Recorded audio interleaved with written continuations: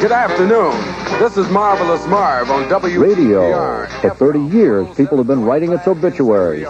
But in spite of competition from TV, cable, VCRs, and movies, good old radio is doing very well, thank you. 180 million Americans, 95% of the entire population over the age of 12, tune in at least once a week to one of the nation's 9,000 stations.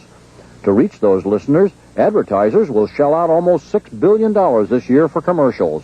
On Paul Harvey's top-rated network commentary, a 60-second commercial costs $12,000, and the time is sold out. It is an ad medium that's sort of being rediscovered by a lot of advertisers who are finding television very expensive. Between the commercials, what listeners mainly hear these days is music. More than a fourth of the stations specialize in country music, and almost as many play popular tunes from the past. But the hottest current fads and station formats are call-in talk shows or programs devoted to the top 40 musical hits. Only a memory are the soap operas, adventure series, and comedy shows of the 1940s. But that could change, too. With satellite transmission, companies are now packaging dozens of different types of specialized programs for sale to local stations across the country. So who knows? Maybe the golden days of radio entertainment are on the way back. Dan Quartz, ABC News, New York. And coming up on Good Morning America, we'll have more on radio's hottest new programs. There are more than 100 radio stations broadcasting just in the New York area, all trying to attract listeners. Now, the one attracting the most these days is WHTZ, also known as Z100. This man, right now, that you've seen, is Scott Shannon, program director and part of the early morning team known as the Z Morning Zoo. Ladies and gentlemen, the Z Morning Zoo presents the Friday morning theme song. Each morning, the zoo takes calls from hundreds of listeners. They read letters from fans, all kinds of folks mosey on in. They conduct sing-alongs on favorite... Now, we are joining Scott Shannon this morning at the Morning Zoo, along with Ross Britton, his partner as morning DJ. And good morning, guys. Good morning. And we're on your air, right? And you're on our air. Yes, simulcasting, as it were. Yes, we're simulcasting. Listen, Scott. Don't be nervous, Joan. I won't be nervous. You okay? We're fine. You claim that you took your station from worst to first. How did you do that? Because when you first went on the air, you had no promotion, you had no listeners, no nothing. We didn't have a darn thing. We were a baby radio station, so to speak. But the one thing we did have was a lot of heart and a lot of good people at our radio station. And we decided to give the nation's largest market just exactly what they really wanted. A lot of soul and a lot of heart and a lot of fun. We made mistakes. We goofed up. We mispronounced words. But the one thing we did do, we were us. We were just real. And New York was ready for that. Ross, do you have anything you can add or subtract or contradict? Well, or goof up. Yeah. You can have the best program director in the world and hire the best people, but a lot of the credit has to go to the company who backs you. And Malrite Broadcasting, in this case, did a good job with us. Because they really let you do what you want. I mean, if you feel like you're on a roll, you'll just talk for 10 minutes, right?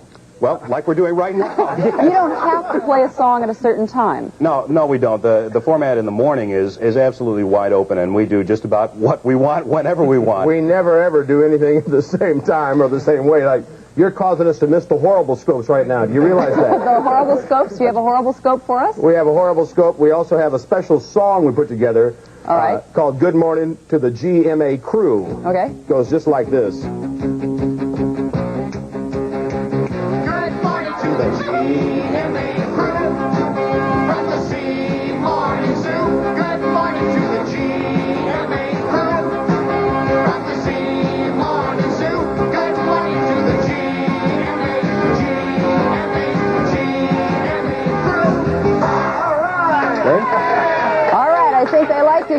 There you have it. Hey, who's conducting there in the background? Is that JR? That's J.R. Nelson. That's your sports guy, right? He's everything. He's the one that picked the Redskins to win? No. Yeah, that's the guy. That's the guy.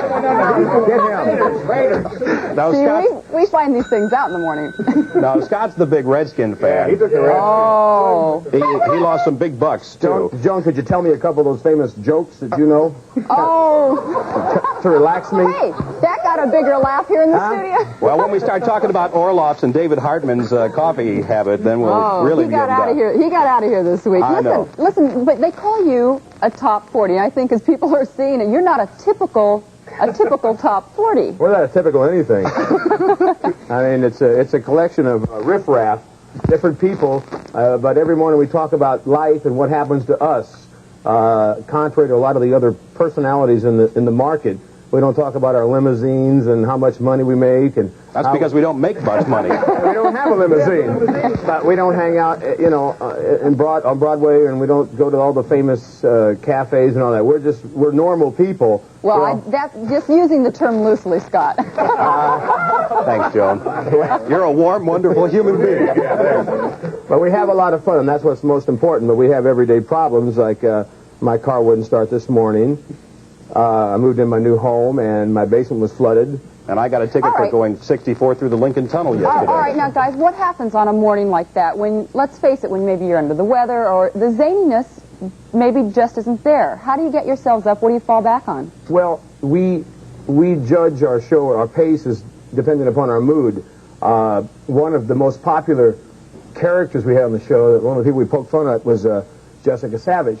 And the morning that we were on when she died, unfortunately, we were very serious about the show, and we discussed the fact, yes, we had poked fun at her, but nevertheless, it was a terrible tragedy, and we just dealt with it. And that's the way we do the show. It's also serious. It's not always that funny, but it's normal and it's real, and it's the way most people feel is what we think. So real honest human feelings, then. Yeah, that's basically what it boils down to, because this morning, there's a lot of Redskins fans, a lot of Oakland fans, a lot of LA fans are very happy. A little Freudian slip, they're Oakland fans, yes. I'm from the San Francisco area, too. But there are some, up records that you can play and kind of get you in a good mood. We have a Friday morning theme song that we play every Friday morning that certainly puts a capper on the day. So mostly we have fun, and we talk about what people are talking about. We have a lot of fun with a lot of people, and we let the audience be a part of our show. We have about 25 phone lines, and they're very busy all morning long. Somebody told me you take really hundreds of calls every morning. Can a call change the course of your morning, change the program live on the air? If it's from a lawyer. Yeah. we have currently about 3 or 4 lawsuits going on. A fellow named Imus, who's a local former radio big personality, is suing us. And a couple of ex-disc jockeys are also involved in lawsuits. That's our little music. See, you can do your commercials when you want. We can't, so bye.